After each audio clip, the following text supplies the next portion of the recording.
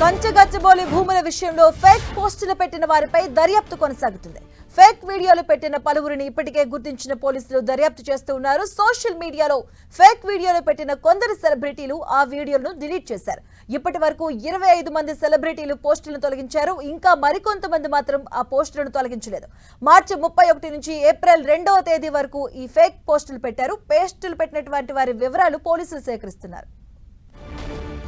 ఇదే అంశానికి సంబంధించిన పూర్తి అప్డేట్స్ మా కరెస్పాండెంట్ సునీల్ అందిస్తారు. సునీల్, కంచెగచ్చిబౌలి భూ వివాదంపై పోలీసులు కొరడా జులిపిస్తున్నారు. ఇప్పటికే కొంతమంది సినీ సెలబ్రిటీలు ఈ యొక్క కంచెగచ్చిబౌలి భూములకు సంబంధించిన విషయంలో సోషల్ మీడియా వేదిక ద్వారా ఫేక్ వీడియోలు చేస్తూ ప్రచారం చేసిన వారిపై కూడా పోలీసులు వారందరినీ ఐడెంటిఫై చేసి వారందరిపై కూడా చర్యలు తీసుకునేందుకు సిద్ధమైనట్లు కూడా సమాచారం తెలుస్తుంది. అయితే ఫేక్ వీడియోలు ఫోటోలు పెట్టి దాదాపు కంచెగచ్చిబౌలి భూ వివాదం మొత్తం కూడా పూర్తిగా గందరగోళం సృష్టించే వాతావరణం సృష్టించే విధంగా మీరందరూ కూడా సినీ సెలబ్రిటీలు పార్టిసిపేట్ చేయనుంది.